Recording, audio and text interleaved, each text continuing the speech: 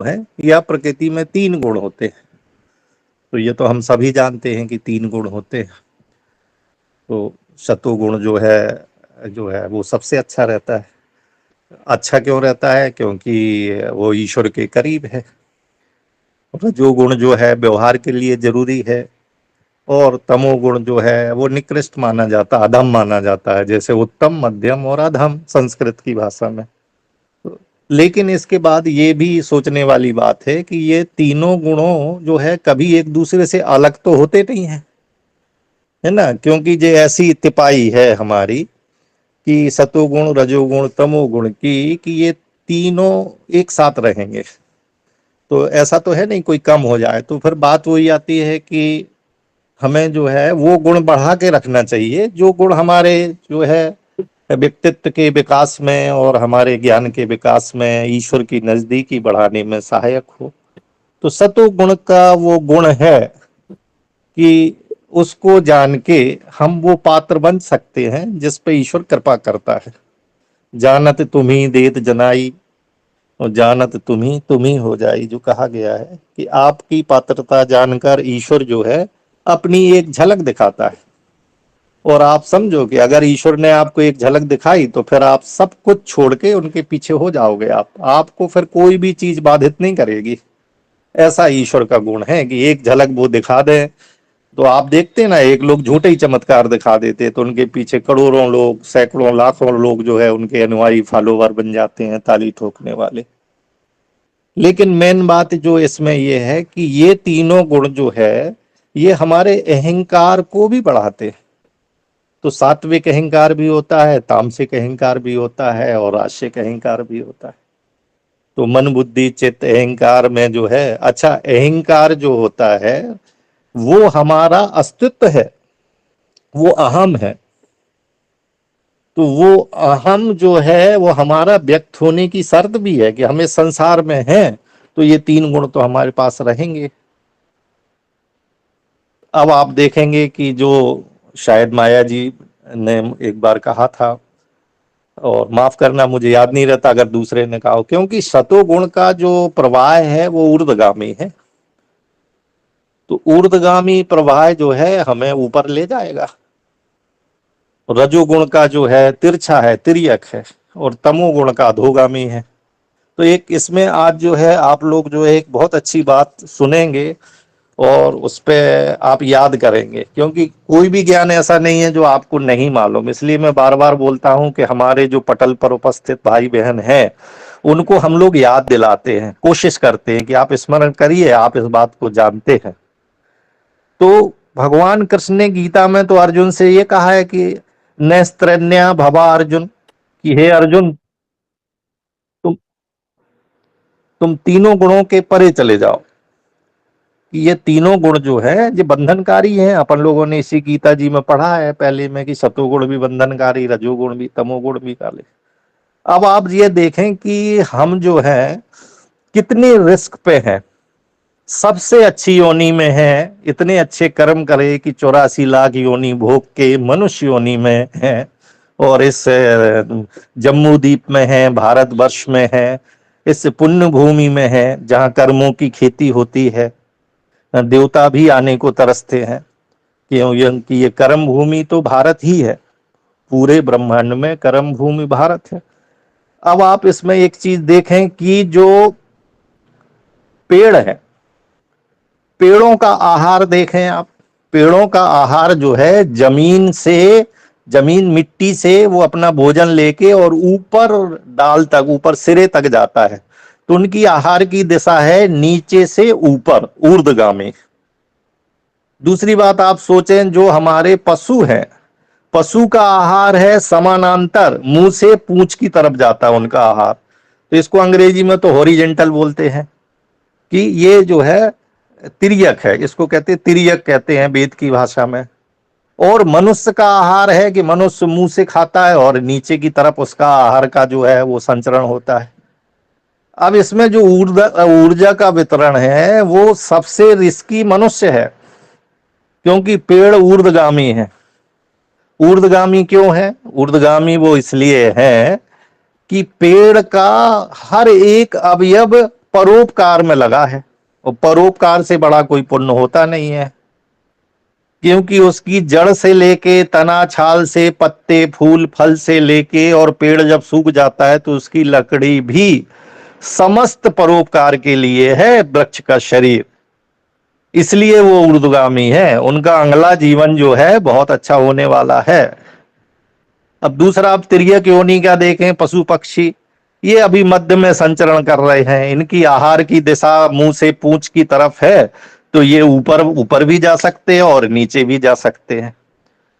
अब हम मनुष्य जो है, इनका आहार आप देखेंगे कि ऊपर से नीचे की तरफ है। इसका अर्थ ये है कि हमने सबसे अच्छी योनि प्राप्त कर ली है। अब हम इतने बड़े रिस्क पे हैं कि अगर हम गड़बड़ करेंगे तो अब हम अधो योनि में चले जाएंगे। तो हम अधो योनि में ना जाएं, इसके लिए हम जो है सतो गुण की वृद्धि किस कारण हो, हम ऐसी एक्टिविटीज करें। अब सतो गुण के लिए जो है हमें शब्दों में तो जाना पड़ेगा, क्योंकि ये हमारी सोच तो है कि सतो गुण बढ़ाने के लिए जो है हमें सत्य को तो जानना पड़ेगा कि सत्य क्या है। एक सत्य भी होता है, एक सत्व भी होता है, एक सत्य होता है, और एक सच्चिदानंद का सत्य भी होता है। और सत्य को अंग्रेजी में बोलते हैं इटर्नल, जो हमेशा है। तो हमें जो है इटर्नल सोर्स की तरफ जाना है, क्योंकि हम अंश हैं, हमें अंशी की तरफ जाना है। और जैसा कि वेदों में कहा गया है कि ईश्वर का कहाँ है, तो कहते हैं देवताओं का लोक ऊपर है। तो जब देवताओं का लोक ऊपर है तो देवताओं से बड़े तो भगवान होते ही है, ईश्वर परमात्मा होते हैं। तो निश्चित रूप से जो सत्यलोक की बात होती है, जनोलोक तपोलोक, जो सत्यलोक की बात होती है, तो ये लोक जो है निश्चित रूप से हमारी भूलोक से तो ऊपर है। तो कहाँ है बोले तो ऋचो अक्षरे परमे व्योमन अस्मिन अधिदेवता विश्व निषेधु कहा गया है कि जो परम व्योम है, जो आकाश है, इस आकाश के और परे वहां पे हमारा जो है पूर्ण पूर्ण परमात्मा वहां निवास करता है। वहां क्या होता है, निशब्दम परमम पदम, वहां शब्द भी नहीं होते। तो ये जो बात है, इसके लिए जो है हम सत्संग कर रहे हैं, हम गूढ़ शब्द समझ रहे हैं। हमारा मन कैसे पवित्र हो, तो हमें सिर्फ मन ही है, मन जो है कन्वर्ट होके, मन जो है शुद्ध होते, सबसे जो संसारी मन है, जो हमारा आपका मन है, इसको हम बोलते हैं प्रयाग मन। और ये संसारी मन बड़ा अशुद्ध है, क्योंकि ये मन जो है इंद्रियों से मौज लेता है, इंद्रियों को आदेश देता है। तो और हम जो है इंद्रियों के गुलाम हो जाते हैं, क्योंकि इंद्रियों से उसके विषय बलवान होते हैं। तो विषयों में जो है मन फंस जाता है, कभी खेल देखने में, कभी नाच देखने में, कभी खाने पीने में, बहुत सारे संसार के विकार हैं, तो उनमें फंस जाता है। तो मन को संभालना है, तो मन को संभालने के लिए हमको मालूम है कि मन को कैसे शुद्ध करें। तो कहा गया है आहार शुद्धो सत्य शुद्धो। तो अगर आहार शुद्ध होगा हमारा खान पान, तो हमारा जो है सत्य माने आ जाता है अंतःकरण, मन बुद्धि चित्त अहंकार, ये सब चारों चीजें आ जाती हैं सत्व के अंदर, मन बुद्धि चित्त अहंकार। तो आहार शुद्ध हो, सद्य शुद्ध हो। तो अगर हमारा सत्य शुद्ध हो जाएगा, आहार शुद्ध हो। अब आहार शुद्धों में एक समझते हैं कि हम जो है मांसाहार करते हैं तो अशुद्ध हैं, और शाकाहार करते हैं तो शुद्ध हैं। तो ऐसा भी नहीं है, क्योंकि इस सत्संग में हम जानते हैं कि पुरुषार्थ से कमाया गया धन, उससे प्राप्त अन्न, और अन्न में जितने भागीदार हैं, पहले उनको बांटने के बाद जो हमारा अधिकार है वो हम ग्रहण करते हैं। तो वो जो है वो शुद्ध अन्न है, वो पुरुषार्थ का अन्न है। जैसे आपने सुना होगा, पूर्वज कह गए हैं कि पहली रोटी गाय की, अंतिम रोटी कुत्ते की, वगैरह वगैरह। लेकिन ये भी कहा गया है कि जो खेत में जो बाल खड़ी है जो गेहूं की, तो शुरू के 4 अंगुल जानवर की, ऊपर चिड़ियों की, पहला आटा की, पहली मुट्ठी चींटियों की, पेड़ पौधों की ऐसा जो व्याख्या भागवत में लोग करते हैं, तो हर फिर हमारा जो है पहली थाली किसकी, बुजुर्गों की, मेहमानों की, बच्चों की, तो सबसे लास्ट में हमारा नंबर आता है। तो कभी हमारी बात हुई थी कि हम जो है कितने अपने कमाए हुए धन का कितना अपने ऊपर खर्च कर सकते हैं। तो वो अगर अपन जब इसका परसेंटेज निकालेंगे तो सिर्फ 10% बचेगा कि हम 10% ऐसा, हमारा कमाया हुआ धन ही 10% ऐसा होगा जो हम किसी भी मनमानी तरीके से खर्च कर सकते हैं।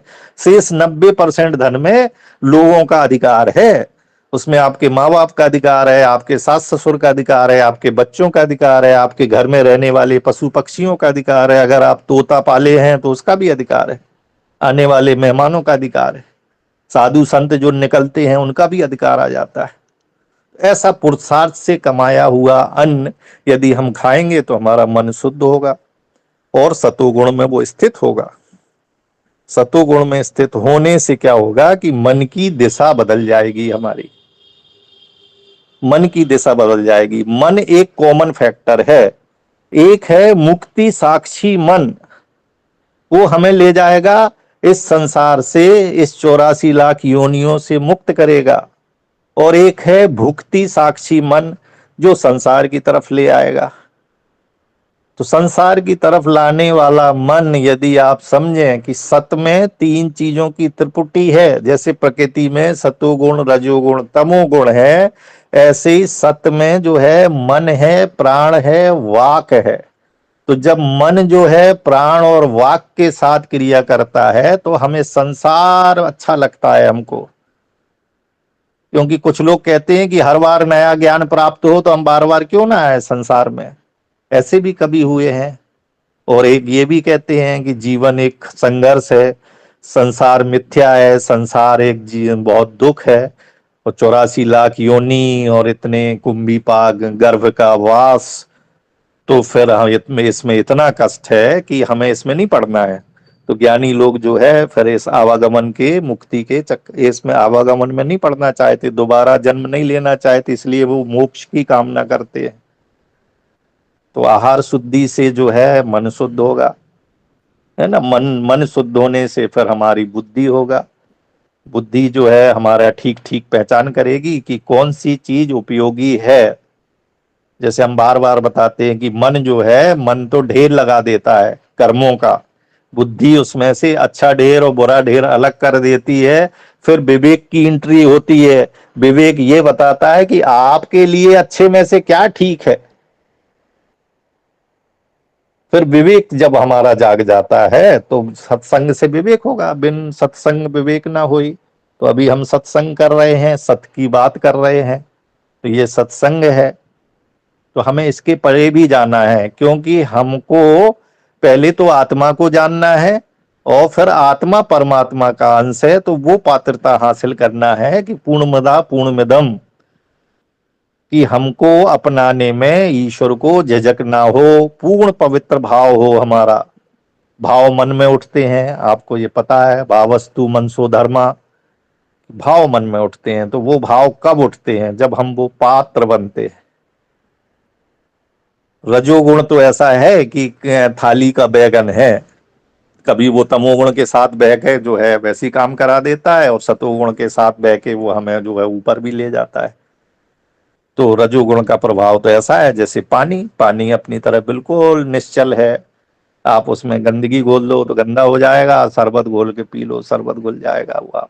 इसलिए कहा गया कि तमोगुण जब घटेगा तो सतोगुण बढ़ेगा।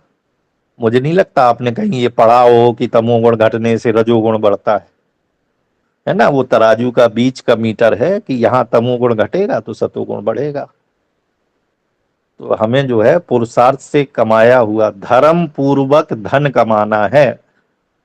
तो पहले धर्म पूर्वक हम धन कमाएंगे, फिर धन से धर्म पूर्वक हम काम का उपभोग करेंगे, और इसके बाद मोक्ष हमको अपने आप मिल जाएगा। क्योंकि हमारी आत्मा भी गुणातीत है, आत्मा में कोई गुण नहीं है, न सतोगुण है, न रजोगुण है, न तमोगुण है, आत्मा गुणातीत है। गीता में ही भगवान श्री कृष्ण ने अर्जुन से कहा है कि नैस्त्रन्ये बाबा अर्जुन, अभी आगे श्लोकों में आएगा, इसमें किसी अध्याय में होगा कि अर्जुन 3 गुणों के परे चले जाओ, क्योंकि जब आप आत्मा को जान जाओगे तो आप ब्रह्म को जान जाओगे।